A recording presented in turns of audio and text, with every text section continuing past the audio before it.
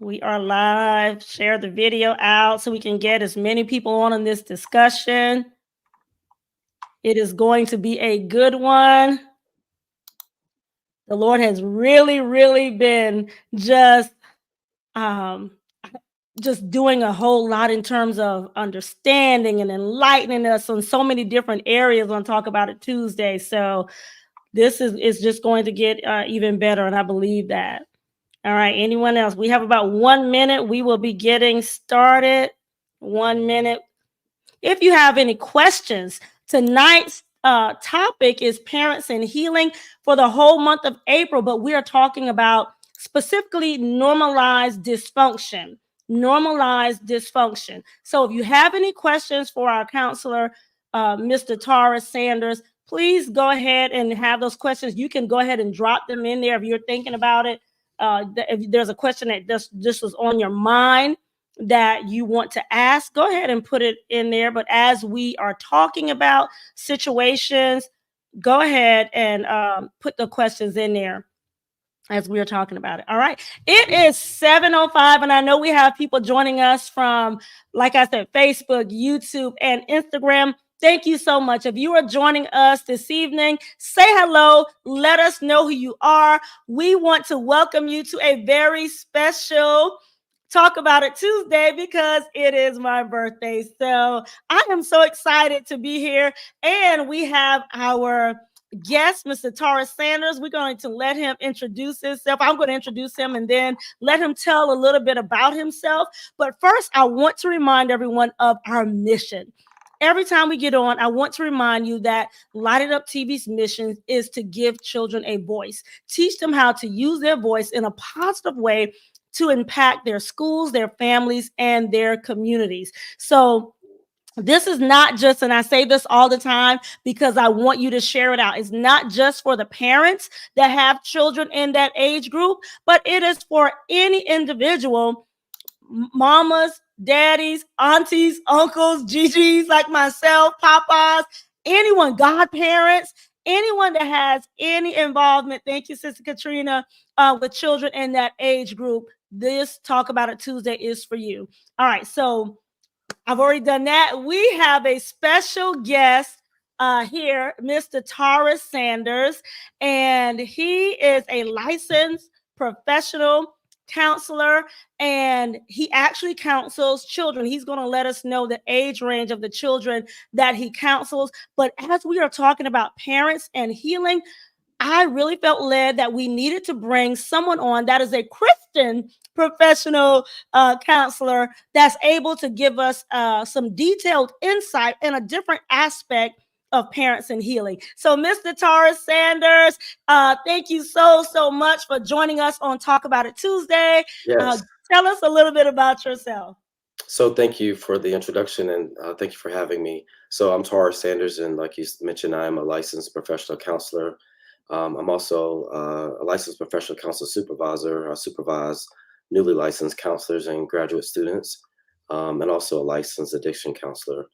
I've been counseling a little over 11 years now. And prior to that, I was a police officer here in the city of Columbia for 15 plus years. Wow, so you've seen a Um, whole lot. so there's a transition from one, area of need to the other. Mhm. Um, I'm married to the lovely Tia Sanders, and I'm married for um, it'll be 17 years this August, and we have 4 children, 14 to 4. Wow. That's a lot. It's Beautiful full. children as well. It's full. Beautiful children. T is my Thank you. friend, y'all, my good friend. So, yeah, so Mr. Taurus, being in, wow, what a transition from law enforcement to now counseling is almost like two different sides of the spectrum, right? It And is. so you've probably seen a little bit of everything in the police force with the children, and now you're actually helping them in a different aspect. Yes, absolutely, absolutely. And Wow. it's helping in a different way. As a police Mhm. officer, you're kind of forced into someone's life. As a counselor, Mm, you're invited in. I love So that. it's just a different dynamic of how you're introduced or Mhm. how you approach. I love that. You're forced in them, yeah, because and then you're introduced. That's a good way. All right. So listen, thank you all for joining us. Before we get in, I want to let you all know, go ahead and share this out. I see that people say that they were this is Marilyn invited by Michelle Grimes. Thank you so much, Marilyn, for joining us. And I see that Lachelle was invited by Katrina Demery. Thank you all so much for joining us. And thank you for all the birthday wishes.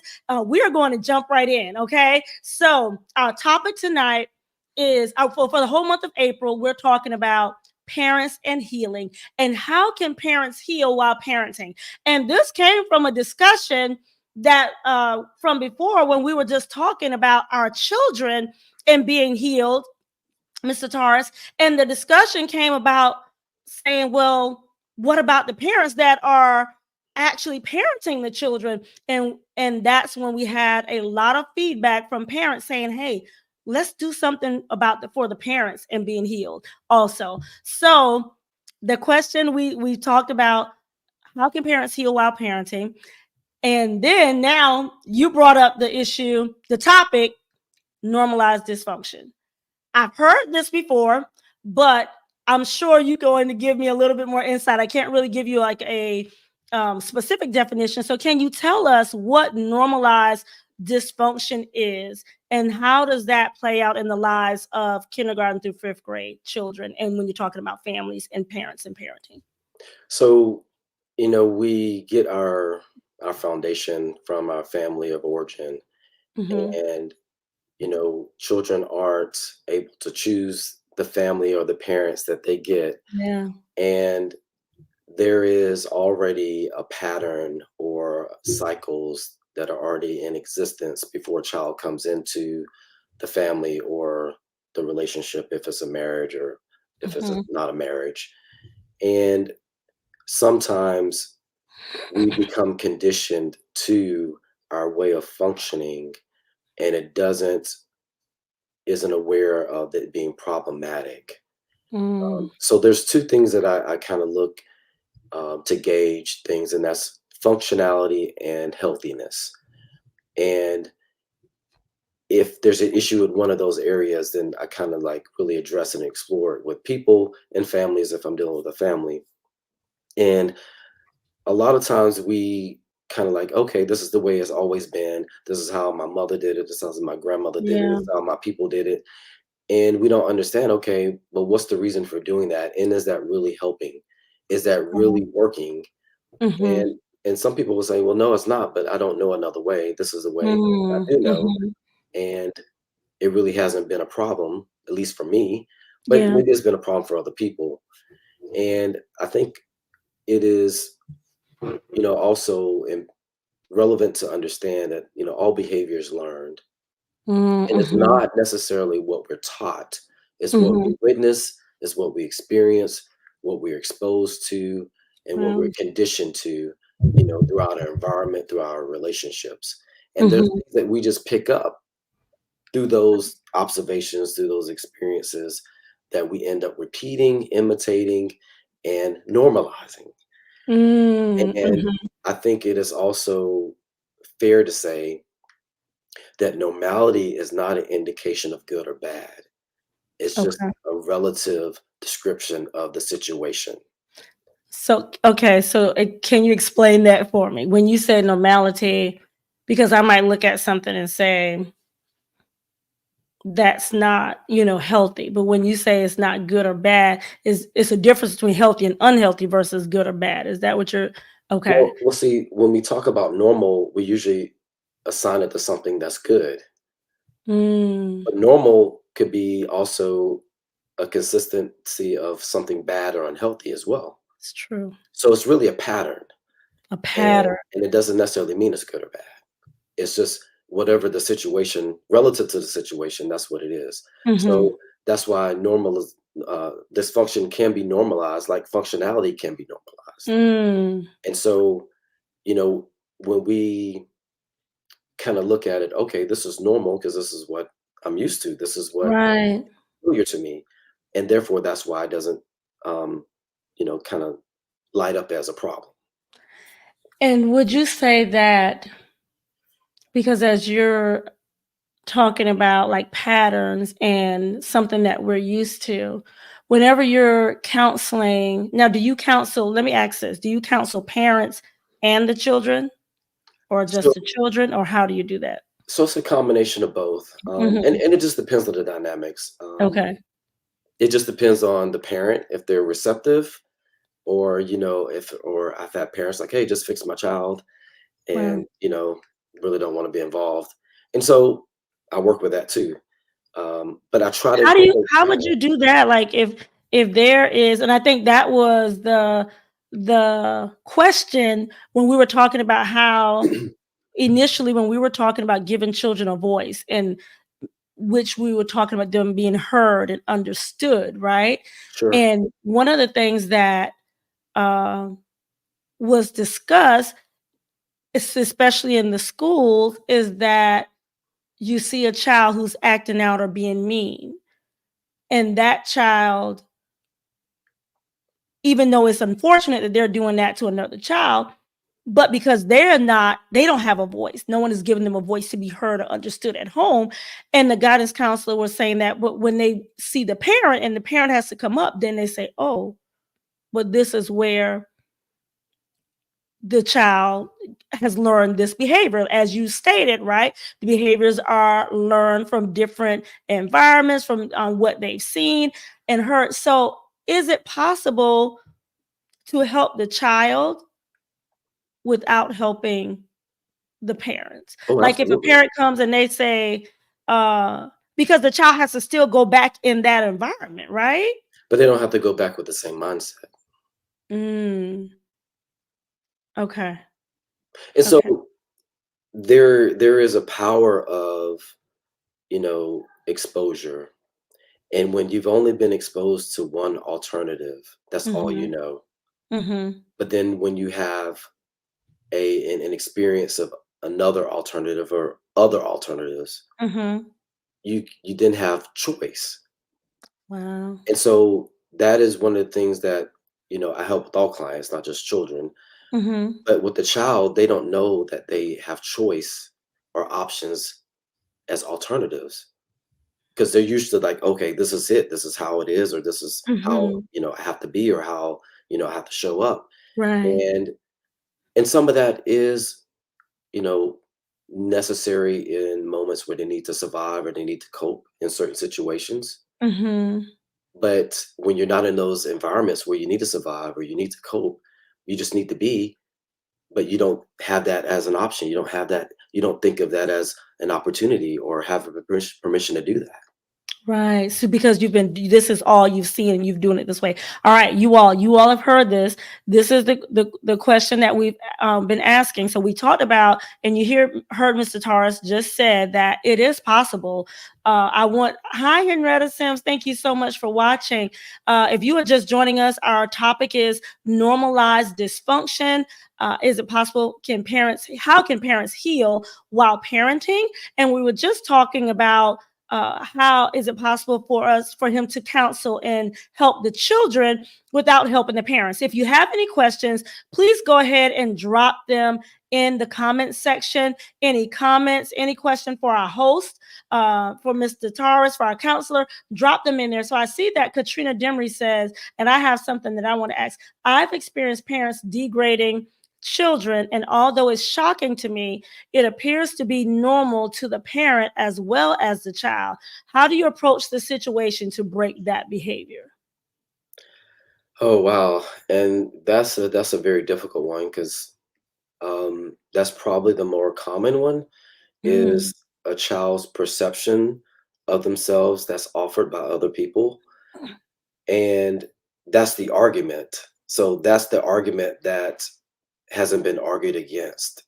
And mm, so we have to argue against that argument. We have to present a truth and find the facts and find you know the evidence to support, like, no, you're not that, or no, mhm, you don't have to be like that, or you're not like your mother, you're not like your father. And it's those things that you really have to argue against. Like in scripture says, casting down every arguments, right? So mhm, it's the same mhm. thing.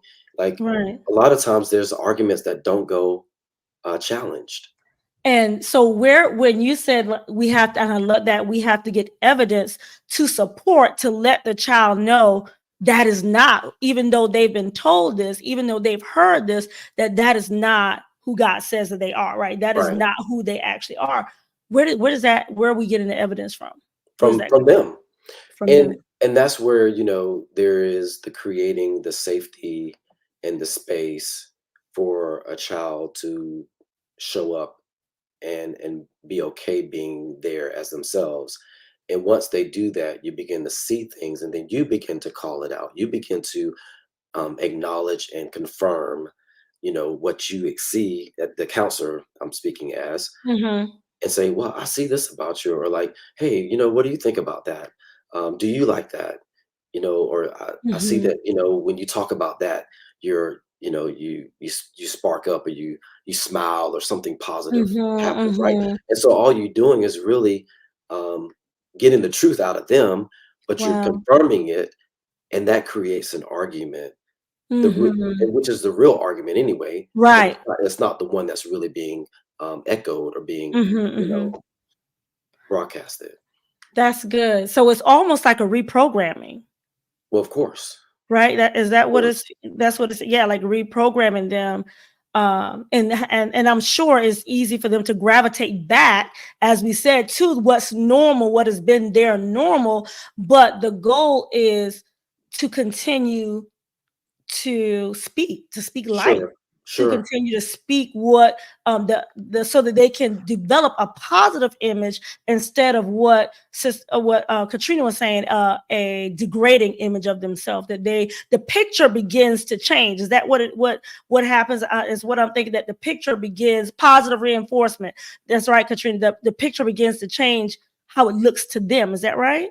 That too, but it also creates one of the life, um, one of the things that happens in life, Mm-hmm. and the thing about relationships, and I think this is one of the most beautiful thing that God created about relationships, is that relationships are mirrors, and a Wow. child is learning mirroring before they even know what it really means. Wow. And so we have to be careful, as parents, how they see themselves through relationships, Mm.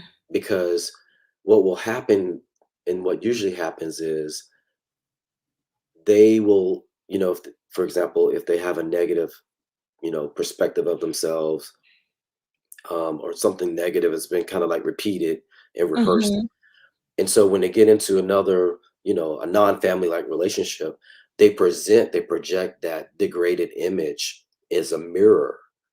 And then that person that doesn't really know them, they interact with that part of themselves. Wow. And so then it gets reinforced. And then, Mm. they have other relationships, and that gets reinforced. It's like, but that's not really the true core person. Right, That's just right. the mirroring that they've learned how to show up. Mm. Wow. This is how they have learned how to show up. Someone has a question. It says, "Can a parent break," and make sure, Lachelle, if I'm reading this correctly, uh, can yes, Christina, reinforcement of what their normal is, reinforce what is their normal. Lachelle said, "But can a parent break the child even after the child has been given a choice?"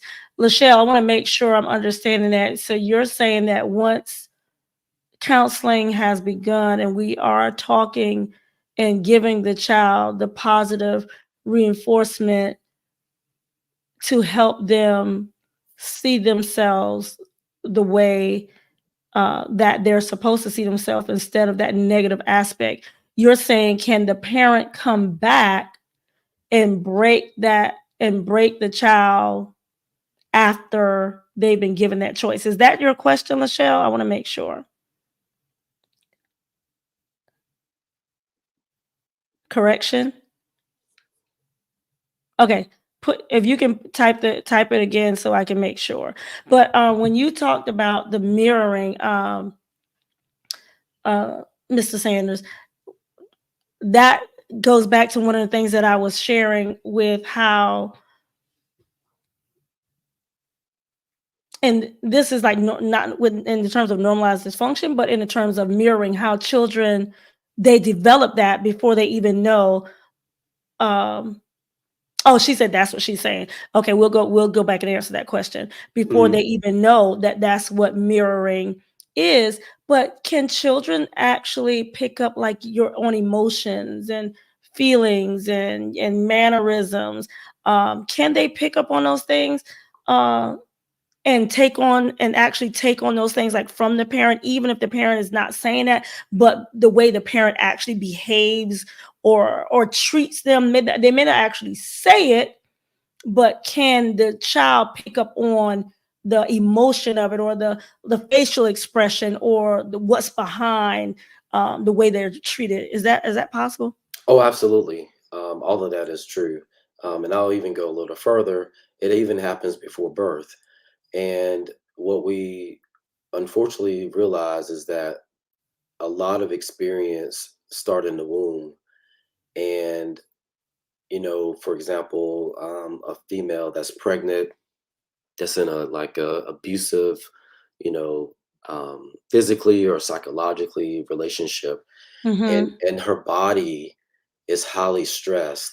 the, Mm-hmm. the fetus, the baby is experiencing that tension and physical distress.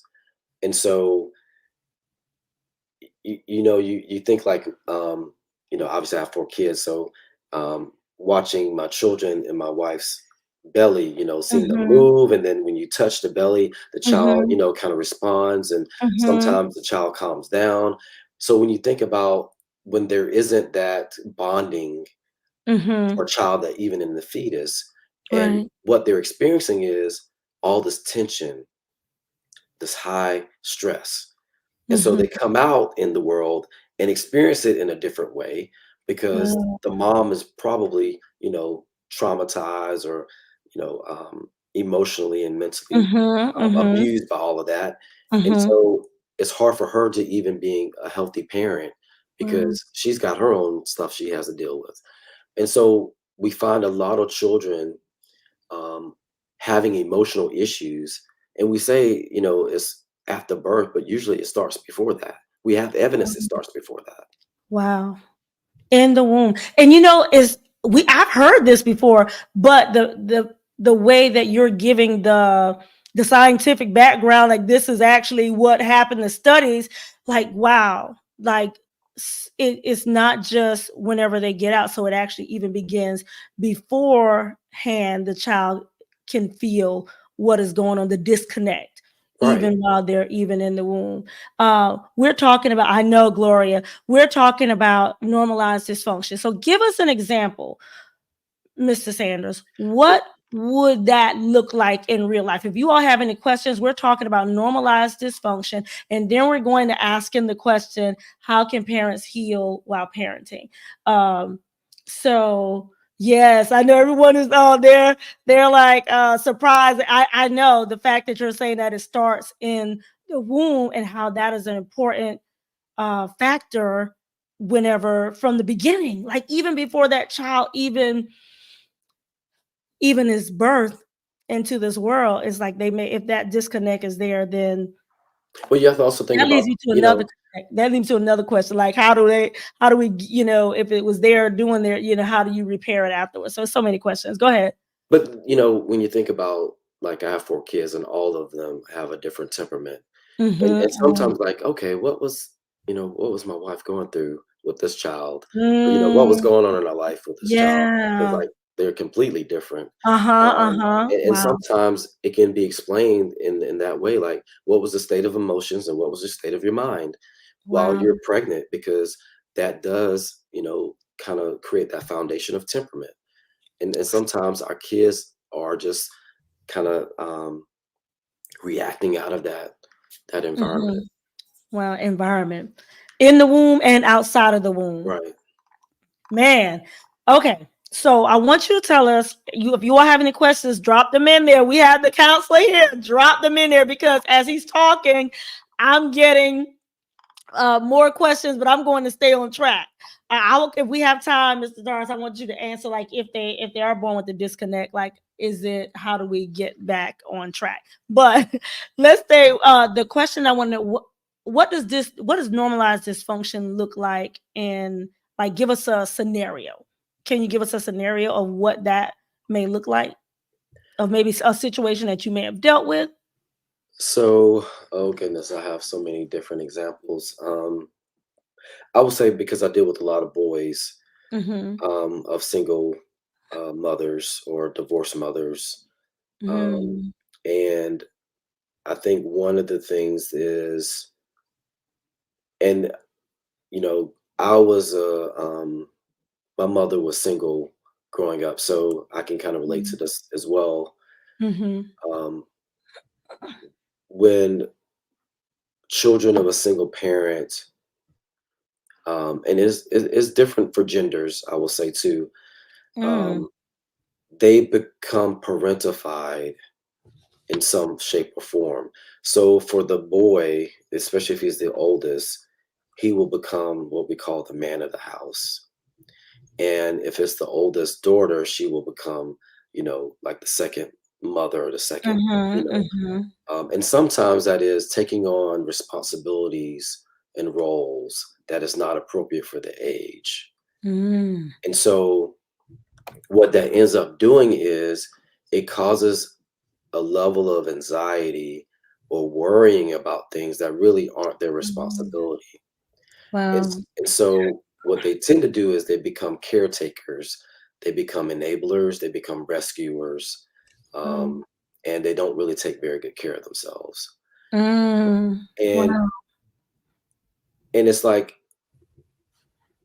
almost like they're sacrificing their life, they're sacrificing themselves for somebody else's. Because that's what they That's were what they've taught, and yeah, that's what they've had to do right. in the family. So that answers the question.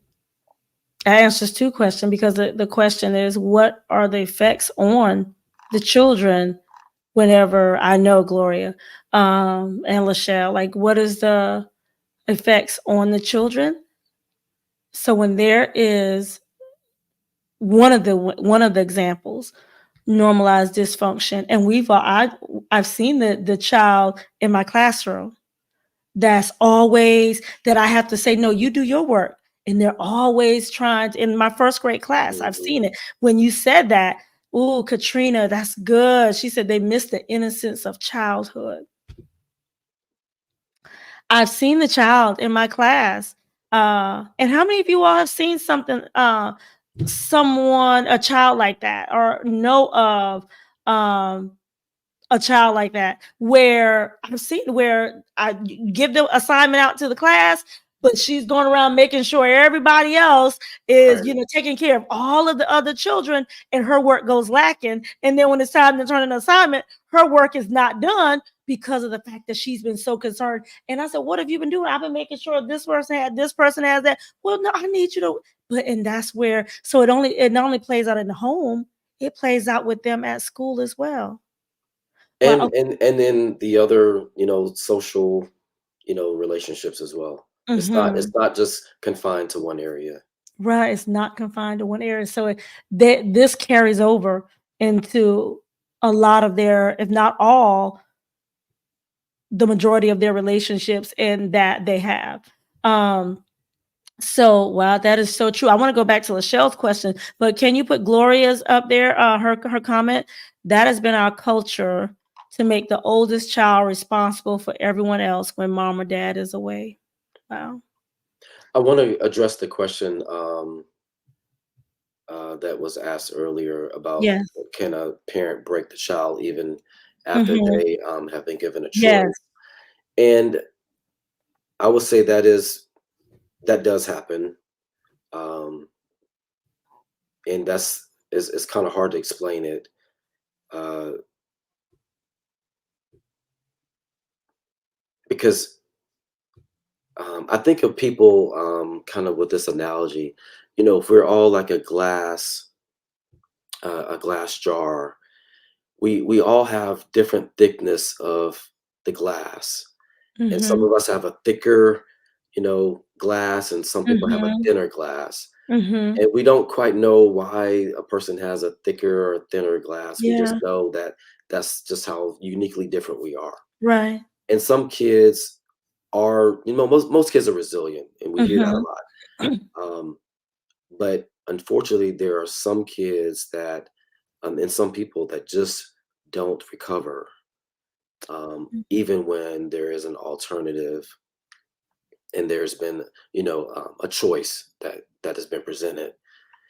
And a lot of that is because of, how they identify themselves, the Mhm. mindset that either reinforces that or Mhm. struggles with that. Um, so unfortunately, that is a possibility, and we see it in society, obviously. Yeah. So, when you said that, it reminded me, I used to work with at-risk behaviorally challenged youth in a group home setting for 18 years. And these were children that were removed from their home because of some type of physical abuse, some type of abuse, whether it's physical, whether it's emotional, whether it's neglect. For some time, and they were placed with us inside of the home, and we were to provide what we call behavior modification. Right, And sometimes we would get siblings, and that's what reminded me of when you said that. I'm thinking of 2 siblings now that was from Charleston, and when you talk about some of them, you're welcome, Lachelle. She said, "Thank you for answering that." Where absolutely. you're talking about some of them having that thicker, glass and the thinner glass, you just never know how it's going to affect a child. Am I right? Like, you never know. And we would provide the behavior modification, and then they would go on visits with the mother Right, on weekends. And sometimes when they would come back to our facility, you see the child begin to act out, right, right? You see the same behaviors that we were helping them to deal with and try to modify and try to change because they went back in that environment for a weekend and then they came back. We see the same pattern. And so now it's like almost like we're having to start over again until sometimes the social worker would say, this isn't healthy. Like right, we have to stop them. And so, Lachelle, this is what it's reminding me of. We have to stop them to prevent the normalized dysfunction mindset, right? Of this child thinking this is normal and this is okay. Sometimes we had to break and cut that tie right, from the parent because it was not benefiting the child. We had 2 siblings. One of them ended up graduating with their diploma, and the other one ended up in prison. right, right, One, one of them was able to deal with what was with being able with that whole situation, and one of them wasn't. And so, yeah, so that's what that reminded me of. With the normalized dysfunction. You all, we are talking, so the question is, um, Mr. Torres, is it possible for parents to heal and for them to do something different? Um, and as we are closing, for them, is it possible for them to do something to change? And how do they go about doing that? Because as Gloria said, a lot of it is our culture, absolutely. right? Our own culture where we know firsthand. How many of you know firsthand of the older sibling put in charge while the mom had to go out to work? Sometimes there was an effect. I think Katrina said sometimes it produces animosity even between the siblings when that happens. Oh, absolutely. Uh, Because especially when there's like 5 or 6 plus kids, each kid has a role that they play in the family. Like, Mhm. there's someone that's like the hero, the high achiever. There's the one that's the problem. There's the one Mhm. that's kind of overlooked and kind of Yeah. invisible. So, Mhm. it's like almost a character in somewhat of a reality show, and each child knows how they kind of fit or don't fit in the family dynamic, Mm. and Mhm. so that animosity or that jealousness or that bitterness, and it's not the kid's fault. They're just kind of playing the role to survive in this Right. family unit, right? Right. But Right. because they can't do anything about the parents, they just take it out amongst each other, especially when a parent dies or both die. Mm. And then Mhm. now they're really fighting. You know what I mean? Yeah. Yeah. Because now they're trying to find space and place where they never really felt they had it before. Mm. So, whose responsibility is it? So both. Um, Because and can you share, is it just, and that's why I say, someone said the black sheep. Someone said sometimes it's the middle child. As we're closing,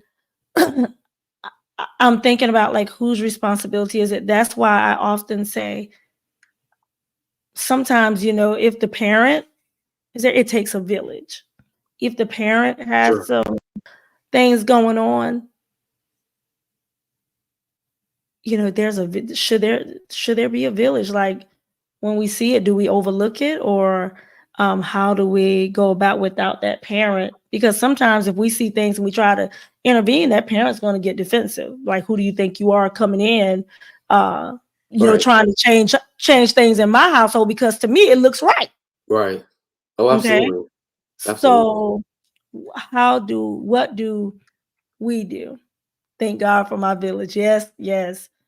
What do we do?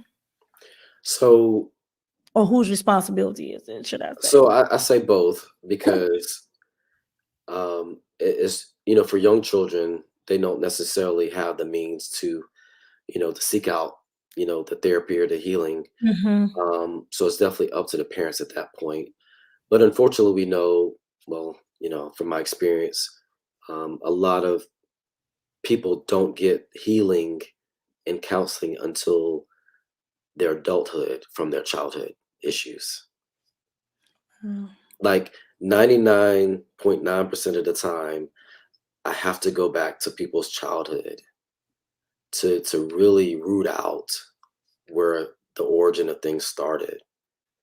And, you know, a lot of people are like, wow, I didn't realize like that still followed me or that still really was impacting my life. So even when they come to counseling as a child, you're saying that sometimes that No, as an adult, when they as come an as an adult, adult, okay, it's their childhood stuff that they really haven't, they like, it's been come to grips. years, so they've kind of Mhm. forgot, or that's not, a Mhm, problem. Like, mhm. but yeah, it's a pattern, really, it's a pattern. Yeah. Um, and so for parents, identifying, and this is hard, I shared with you the title of the book, Hurt People. And the first chapter in the book is Unseen Wounds. And what it talks about in that chapter is a lot of times we are so wounded and we've been so wounded for so long, we don't Mm. even realize we're still bleeding. And then we're bleeding onto other people. Mm. And so when you live a life bleeding in relationships that you've normalized, Mhm. you don't really think you need to seek healing. You don't really need to seek support. You don't really need to seek some sort of like Mm. forgiveness or whatever the case may be. So that's hard when a person don't even know that they're wounded living in relationships. But when a person finds out, like, hey, this is a problem or this continues to be a problem in my life, when that person Mhm. kind of gets that awareness and that acknowledgement, then what they Wow. have to do, that's where the responsibility comes in Mhm. to say, okay, healing is available. Yeah. Yeah. So He- healing is available. That answers the Absolutely, so healing is available. absolutely. But Wow. but you have to give yourself permission to do it. And it's almost like, so to get someone to realize that they're still bleeding, that they're still wounded, like you said, the unseen wound, like that they're still wounded. Like James said just now, brave, they have to be brave enough to revisit those wounds because we, as we said last week, healing is ugly. And healing is painful. It's painful. It's not as much ugly as it is painful. Mm-hmm. And we think of pain as a way, as something for us to run away from. But pain is really a motivator for us to really do something about the source of it. And Mm-hmm. so we look at pain as a negative thing, but pain can be a very necessary thing for us to not ignore the obvious. Wow. To not ignore the obvious. That is good. But culturally, in our society, and I mean Want the to run American away. society, Uh-huh. is I want to numb it, I want to Yeah. escape, I want to distract Yeah. myself, I want Mm-hmm. to over engage in something else other than Mm-hmm. what really is getting trying to call my attention. Oh, you just when you said that, yeah. When you said trying to overindulge in something else, that was me. Mm, That was me. As a child, I made straight A's. I yes, he is definitely unpacking. I made straight A's in school. I buried myself into my schoolwork because I knew when I went home there was a verbal abuse. mm, So I did everything to try to avoid that, to keep anyone from knowing that that was going on. And I ran track, I played softball, I played basketball, I was in the math club, the student government, cheerleading, like everything to try to mask what I really was feeling inside. right. Well, I see we got some comments on here that says healing is painful but very necessary to not ignore the obvious. That's right, that's what he said. Pain is the motivator to heal. These are some good nuggets, you all. Yes, Gloria. And the numbness wears. Who? What do you do when the numbness wears off? You Well, eventually feel it. a lot of people they say, "Oh, I feel numb." Well, numb is a feeling. That's true. It is a feeling. It just Uh-huh. feels differently Mhm. from the typical pain, right? Mhm. And so numbness is still an indication that there's some feeling, some sensitivity there. Wow.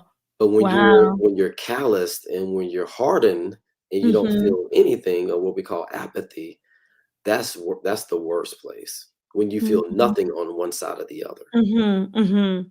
Wow. Wow. Whew. Mr. Taurus, this is good that you just said that. You answered the question. I know, Gloria, I'm crying with you, girl. Numbness is a feeling. You all, Mr. Taurus, thank you for sharing with us what normalized dysfunction is. And I think if this gave you all a good example of why our children and the effects of normalized dysfunction, how it plays out on our children, just just say like, yes, I get it. Like, I get it. If you get it, just drop in the comments, I get it. I get it. Yes, this is powerful. Please share this discussion with other people, because the ones of us that are on here, this is good, but we want it to reach. There are other people, there are kids all over, and their parents. I get it. Thank you. Drop the I get it. Yes. People still saying my, like, there's the crying emojis and stuff. Yes, drop I get it. I get it. Yes, thank you. Just drop the I get it in there. Comment I get it. Yes, I get it. This is powerful. Yes. Whoo, yes, and you all every week, and I don't listen, I don't plan this every week. Mr. Tarson, I did not talk about this. Right. Man, do I get it. But whenever he said that, I just saw myself. And every week the Holy Spirit has been allowing me to be vulnerable and has been showing bits and pieces of my childhood to me and just giving me enlightenment about, wow, like, this is what was going on back then. Right? Thank you. Thank you. All that I get is yes, yes. Um, if you all have any questions for Mr. Taurus, you all drop them in, continue to drop them. You can drop them in the comments even after we get off. Um, this is just the beginning. So if it was like this, can you all imagine what the next couple of sessions is going to be like? Remember, thank you for joining us in our comments section. Our Light It Up TV fam, thank you so much. You can catch this full discussion playback. So if somebody wants to, you like, you know what, I need to share this with, you know, with nieces or nephews that you know that have experienced some type of normalized dysfunction, and this can begin to just help them to realize something different, right? To do something different and to realize that I have been functioning, or allowing them to see. Yes, I think we're all seeing ourselves. Thank you, Katrina. We are all seeing ourselves, and yeah, whew, I'll be trying to hold together, y'all. I'll be trying to hold together. And so just share the video out at 9 p.m. We'll play the, if you want to catch the replay again. I always catch the replay again because when I go back, I'm like, oh man, you know, and I try to take notes while he's talking. But yes, oh wow, next session, yes. He will be on for the next couple of sessions, you all, and is going to, we're just, and what I remember when I spoke with you, Taurus, you said is digging deep, and now I see why you said that, because when you're talking about that hurt people, I've heard of that before, but never in the aspect of parent to child, right?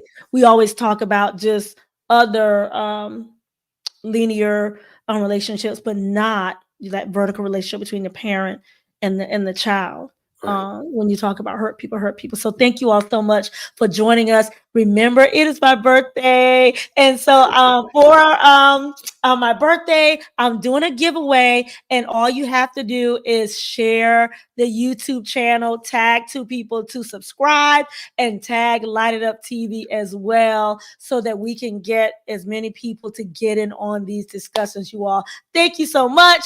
Until next time, Mr. Taurus, thank you. We look forward to it. Thank you all. Absolutely. We look forward to next week. And until next time, everyone, light it up. Mr. Taurus, hold tight. Everyone else, light it up. We'll see you next week. If you have any questions, for Mr. Taurus, just inbox us.